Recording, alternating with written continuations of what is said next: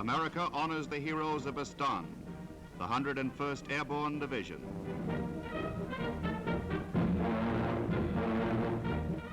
Reviewing them are Supreme Commander Eisenhower, Major General Taylor, Commander of the 101st, and many others.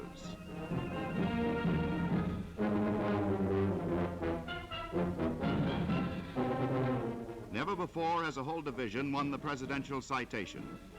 These men led the Normandy invasion on D-Day, and then made history at Eindhoven, capturing a vital Dutch highway behind Nazi battle lines.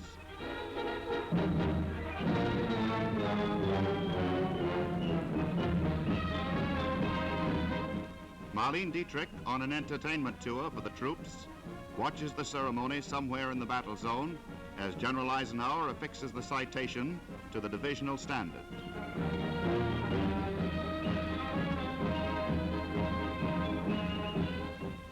The courage of these soldiers turned the tide at Bastogne. Theirs was an historic role in the Battle of the Bulge.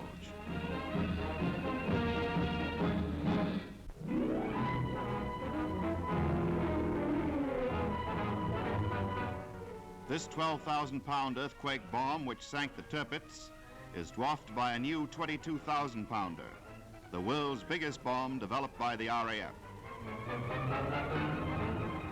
On March 15th, Lancaster swept over the Bielefeld Viaduct. Down on this vital railway link between the Ruhr and Germany went some 12,000-pound bombs as a starter. Then, in its first trial, the new 10-ton Mammoth ripped the bridge in one tremendous explosion.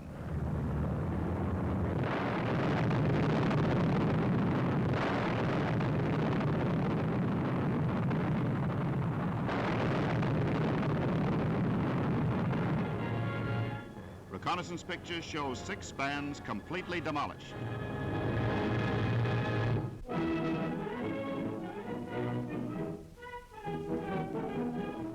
In England, 500 young Dutch refugees came riding into an American convalescent center and straight into the hearts of the U.S. Army.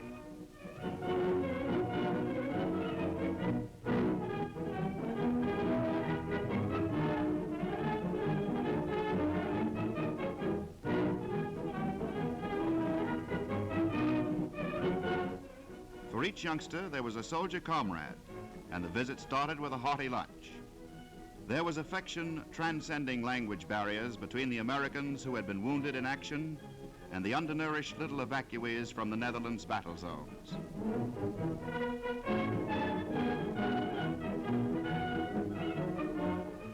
Symbolic of the strong ties between the two countries, the commanding officer gave Thea van Anrooy of Nijmegen the honor of presenting the Purple Heart Medal to Private Charles Ritchie for the wounds he had received fighting in her hometown in Holland.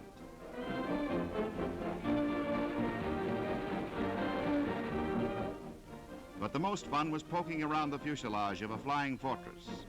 The children had often seen these planes flying over the lowlands on their way to Germany.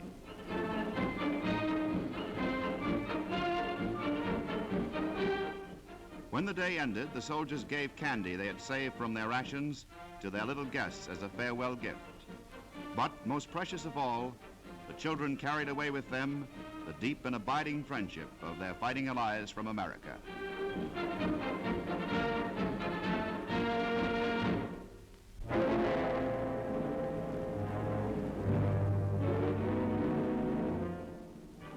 South of Bonn, north of Coblenz, lies the little town of Remagen, an unimportant place, but for the crumbling German armies, perhaps the most fateful place all down the long course of the Rhine. For over the battered Remagen Bridge in mid-March, the only bridge captured intact, American tanks, trucks, artillery, and troops were pouring in a slow but steady stream.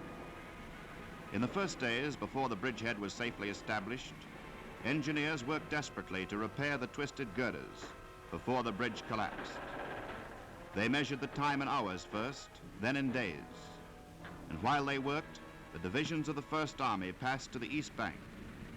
And the Luftwaffe, desperate to make good the Wehrmacht blunder, flung in scores of planes. But it was already too late.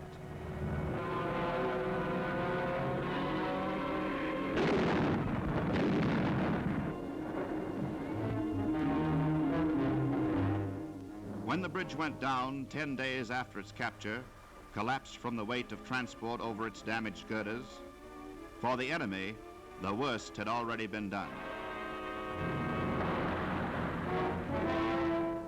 It was the heroic engineers who had battled so hard to save the bridge, who paid the heaviest price when it was lost.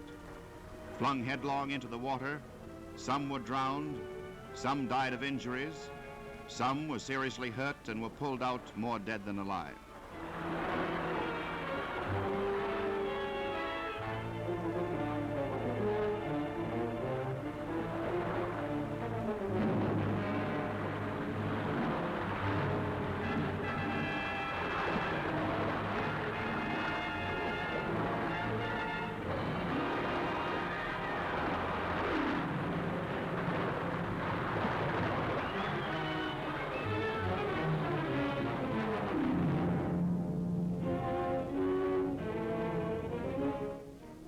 Yes, the bridge was lost, but other bridges had already been erected, and every man who could be spared joined in the job of rescue. The engineers dead and injured here will not figure in battle citations. They conquered no strong points. They took no cities. They captured no prisoners. There were no battle stars for death on the Remagen Bridge. But because by their efforts and theirs alone the bridgehead was made possible, because by their heroism the costly attack by storm was avoided, each man who died here died for 100 of his comrades. By however many hours or days or weeks they shortened the war, they shortened it for us all.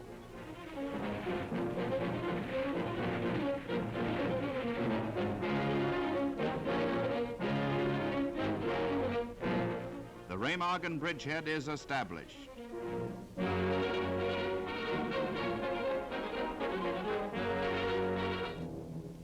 Outside the town of Rhine River on the east bank, civilians are herded into the fields to escape the firing.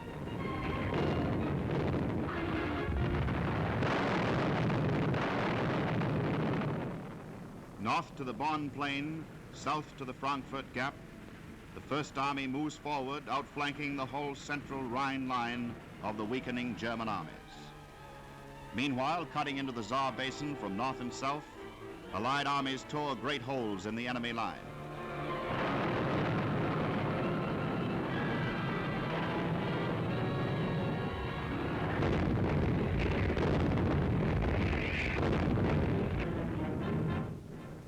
Up from Alsace, down from the Moselle, over from the borders of Luxembourg, the great drive went on with a speed and fury not seen since the days of the Normandy breakthrough.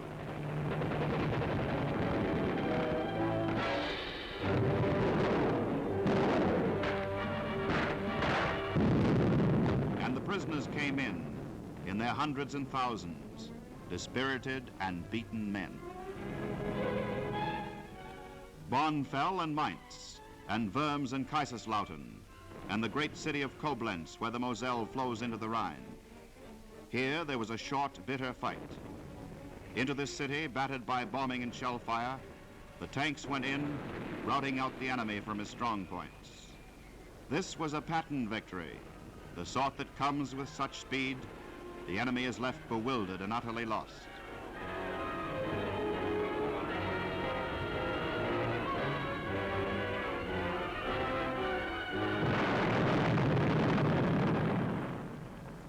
After the tanks came the infantry.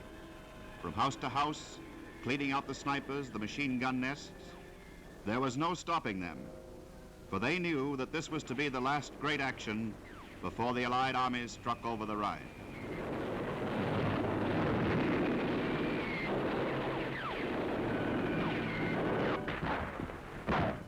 More prisoners came in.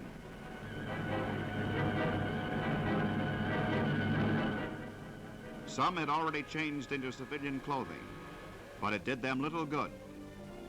Coblenz fell, and they joined their 200,000 comrades captured in the great rout west of the Rhine.